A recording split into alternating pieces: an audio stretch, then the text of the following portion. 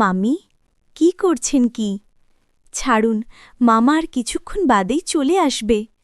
আরে সজীব, কি বলছো তুমি? তোমার মামা আসলেও আমার খোঁজ করবে না, কারণ সে একজন অকর্মা। সে কখনোই আমাকে তৃপ্তি দিতে পারেনি, যা তুমি এখন আমাকে দিচ্ছ। মামি, তাহলে ঠিক আছে, এখন তাহলে আমি তোমার ওইখানে দিচ্ছি। ব্যথা পাবে নাকি? আরে না বাবা না, ব্যথা কেন পাব? যেই ব্যথা তুমি দিবে সেটিই আমার সুখের অংশ। নাও, এবার জলদি করে শুরু করে দাও। মামি, আমাকে শক্ত করে ধরুন, বাইর হতে চলেছে। হ্যালো বন্ধুরা, আমি সজীব, একজন তরুণ ব্যক্তি। আমি আমার মামার বাড়িতে কাজ করতাম। মামা তার স্ত্রীকে খুশি করতে পারতেন না, তাই প্রায়ই তিনি আমাকে তার ঘরে ডাকতেন। আমার মামি, যিনি দেখতে অত্যন্ত সুন্দরী, মাঝে মাঝে এসে আমার পাশে শুয়ে থাকতেন। প্রথমে আমি বুঝতাম না কেন এমনটা হচ্ছে, কিন্তু সময়ের সঙ্গে সঙ্গে বিষয়টি পরিষ্কার হয়ে উঠতে লাগল। মামি বয়সে আমার থেকে অনেক বড় ছিলেন। আমাদের মধ্যে খুব বেশি কথা হতো না। তিনি তার নিজের কাজে ব্যস্ত থাকতেন এবং মামার সঙ্গেও তেমন কথা বলতেন না। এক রাতে মামি আমাকে তার রুমে ডেকে বললেন, সজীব, আজ আমার শরীর ভালো লাগছে না, তুমি আমার পাশে শুয়ে থাকো। আমি তার কথা মতো তার রুমে গেলাম এবং শুয়ে পড়লাম। তিনি লাইট বন্ধ করে দিলেন। তখন আমি বুঝতে পারলাম, তাকে এতটা কাছাকাছি পেয়ে আমি নিজের আবেগ নিয়ন্ত্রণ করতে পারছি না। তখন আমি চাকরির খোঁজে ছিলাম, কিন্তু কোথাও কাজ পাচ্ছিলাম না।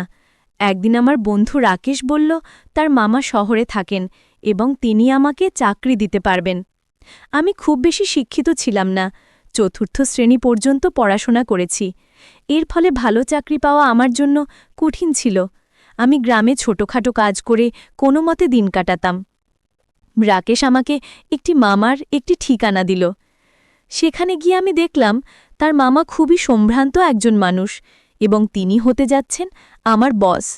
তাকে আমি মামা বলেই ডাকতাম। মামা আমাকে একটি ঠিকানা দিয়ে বললেন, তুমি এখানে যাও এবং ডাক্তারকে দেখাও। ঠিকানায় গিয়ে দেখি এটি এক ডাক্তারের চেম্বার। ডাক্তার আমাকে কিছু শারীরিক পরীক্ষা করলেন এবং রিপোর্ট দিলেন। আমি রিপোর্ট নিয়ে মামার কাছে ফিরলাম। মামা রিপোর্ট দেখে হাসি দিয়ে বললেন, তোমার চাকরি পাকা হয়ে গেছে। এত সহজে চাকরি পেয়ে আমি অবাক হয়ে গেলাম। তখনও ভাবতে পারছিলাম না কিভাবে এত সহজে আমার এই সুযোগটি মিলল। চাকরিতে যোগদানের পর থেকেই আমি প্রায় মামিকে লক্ষ্য করতাম। তিনি খুবই আকর্ষণীয় এবং মার্জিত। তাকে দেখে আমার মনে হতো, যদি আমার স্ত্রী এত সুন্দর হতো। তবে আমি নিজের দায়িত্বে আরও মনোযোগ দিলাম। একদিন পুরনো এক চাকর এসে বলল, তোমার বস খুব কঠোর, তার মনোভাব বুঝে কাজ করো। মামি একদিন আমাকে ডেকে বললেন, তুমি খুব অল্প বয়সী এবং সুন্দর, পরিষ্কার পরিচ্ছন্নতায় মনোযোগ দাও। আমি এমন চাকর পছন্দ করি যে মনিবের মতো পোশাক পরে। একথা বলে তিনি কিছু টাকা দিলেন এবং বললেন, এটা তোমার নিজের জন্য খরচ করো। মামিকে দেখে আমি তার প্রতি মুগ্ধ হতে শুরু করলাম। তার জীবনে কোনো সন্তান ছিল না, যা তাকে সুখী হতে দেয়নি। মামা বেশিরভাগ সময় বাড়ির বাইরে থাকতেন, আর মামি মগ্ন থাকতেন ফ্যাশন ও পার্টিতে। মামিকে দেখে মনে হতো তিনি আমাকে পছন্দ করতে শুরু করেছেন। আমি প্রায় সিনেমা ও নাটকে প্রেমের গল্প দেখতাম এবং কল্পনা করতাম মামি একদিন এসে বলবেন, আমি তোমার প্রেমে পড়েছি। এক রাতে যখন আমি ঘুমোচ্ছিলাম, মনে হলো আমার পাশে কেউ আছে।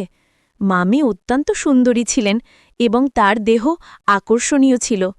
আমার মতো একজন দরিদ্র মানুষ যখন ভাবতাম কিভাবে চাকরের মতো জীবন কাটাবো, তখন মামিকে আমার স্ত্রী ভেবে সারা রাত কল্পনা করতাম। মামি সবসময় আমার কাজের প্রশংসা করতেন। তিনি আমাকে ডেকে যে কোনো কাজ দিতেন, আর আমি সেটি সততার সঙ্গে করে দিতাম, যেন কোনো অভিযোগের সুযোগ না থাকে। একদিন মামি অসুস্থ হলে আমি তাকে হাসপাতালে নিয়ে যাই এবং মামাকে খবর দিই। মামা হাসি মুখে সবার জন্য মিষ্টি আনলেন। কিন্তু সেই দিন থেকেই মামি যেন বদলে গেলেন। তিনি আমার দিকে অদ্ভুতভাবে তাকাতে লাগলেন এবং বাইরে যাওয়া বন্ধ করে দিলেন। ফলে এখন শুধুমাত্র মামিকে কাজের সময় দেখতাম। কিছুদিন ধরে আমার মন খারাপ ছিল। মনে হচ্ছিল আমি হয়তো মামিকে নিয়ে আসক্ত হয়ে পড়েছি। কিন্তু আমি আমার কাজ চালিয়ে যাচ্ছিলাম। সময় এগিয়ে চলল, এবং একদিন মামি সন্তান জন্ম দিতে চলেছেন এমন খবর এলো। তবে মামা আগের মতো খুশি ছিলেন না। তিনি সবসময় চিন্তিত থাকতেন। এক রাতে মামা আমাকে তার ঘরে ডেকে বললেন, এই ব্যাগটি নাও। যদি আজ রাতে আমার স্ত্রী সন্তান জন্ম দেন তবে এই ব্যাগ ব্যবহার করো এবং শিশুটিকে গোপনে সরিয়ে ফেলো। আমি কখনো মামার কোনো নির্দেশ অমান্য করিনি, তাই সেদিনও কোনো প্রশ্ন করলাম না। কিন্তু আমার মন খুব অস্থির ছিল। রাত গভীর হলে মামি ঘুমিয়ে পড়লেন। আমি গোপনে তার ঘরে গেলাম। মামি তখন চোখ বন্ধ করে শুয়েছিলেন। তার মুখের সৌন্দর্য দেখে আমি মুগ্ধ হয়ে গেলাম। কিন্তু মামার নির্দেশ মেনে কাজ করতে গিয়ে আমার হাত থেমে গেল।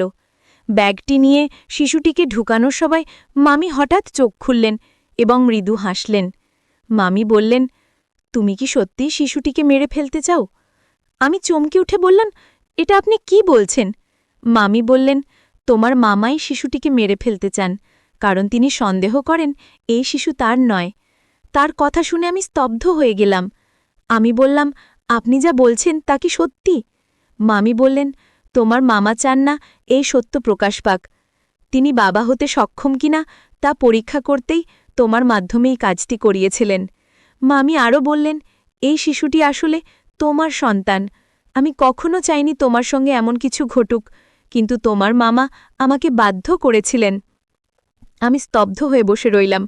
এত সুন্দরী একজন মহিলার সঙ্গে, যাকে আমি মামি বলে ডাকি, এমন কিছু ঘটতে পারে তা ভাবতেও পারিনি।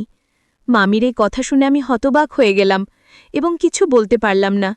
তিনি বলতে লাগলেন, তোমার মামা এক এমন পরিকল্পনা করেছেন যা তুমি বুঝতেও পারোনি।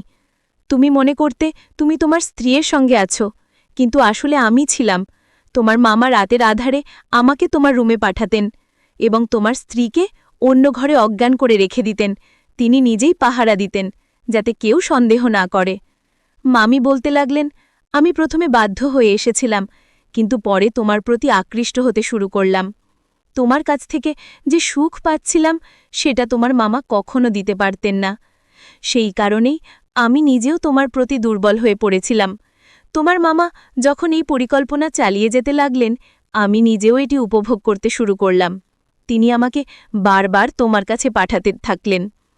তিনি আরও বললেন, আমি গর্ভবতী হলাম, আর তোমার মামা আমাকে ভোরের অন্ধকারে ঘরে ফিরিয়ে আনতেন, যাতে কেউ কিছু বুঝতে না পারে। এইভাবে তোমার মামা তার সন্তান হওয়ার আশা পূর্ণ করতে চেয়েছিলেন। আমি নিজেও অজান্তে সেই পরিকল্পনার অংশ হয়ে পড়েছিলাম। কিছুদিন পর ডাক্তার জানালেন যে আমি মা হতে চলেছি। এই খবর শুনে তোমার মামা খুব খুশি হয়েছিলেন, কিন্তু আমি বিস্মিত হলাম যখন শুনলাম তিনি ডাক্তারের কাছেও মিথ্যা বলেছেন। মামি বলতে থাকলেন, কেউ কিভাবে তার স্ত্রীকে এমনভাবে ব্যবহার করতে পারে? তোমার মামা আমাকে ও তোমাকে তাদের খেলার পুতুল বানিয়ে ফেলেছিল। আমি চুপচাপ শুনছিলাম এবং ভাবছিলাম, কিভাবে এমন ঘটনা সম্ভব। মামি তখন বললেন, তোমার মামা তার পরিকল্পনায় ব্যর্থ হয়েছিলেন, কারণ যখন তার একটি মেয়ে হল তখন তিনি খুশি হতে পারেননি। তিনি উত্তরাধিকার চাননি, বরং সম্পূর্ণ ব্যবসা ধ্বংস হওয়ার পর তিনি সবকিছু হারিয়েছিলেন। তখনই তিনি শিশুটিকে ফেলে দেওয়ার পরিকল্পনা করেন। আমি বললাম, আমি এসব জানতাম না।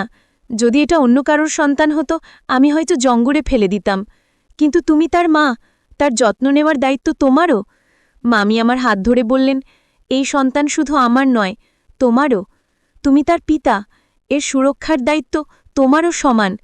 আমি বললাম, তাহলে এই সন্তান আমার, তুমিও আমার স্ত্রী।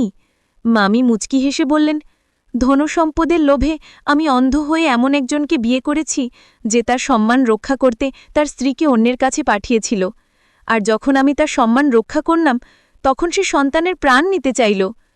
মামি আরও বললেন, আমি আর এমন মানুষের সঙ্গে থাকতে চাই না। তোমার মন অনেক বড়, তুমি গরিব হতে পারো, কিন্তু তুমি একজন সৎ মানুষ। আমি তোমাকে বিয়ে করতে চাই, যাতে আমাদের সন্তান ভালোভাবে বাঁচতে পারে।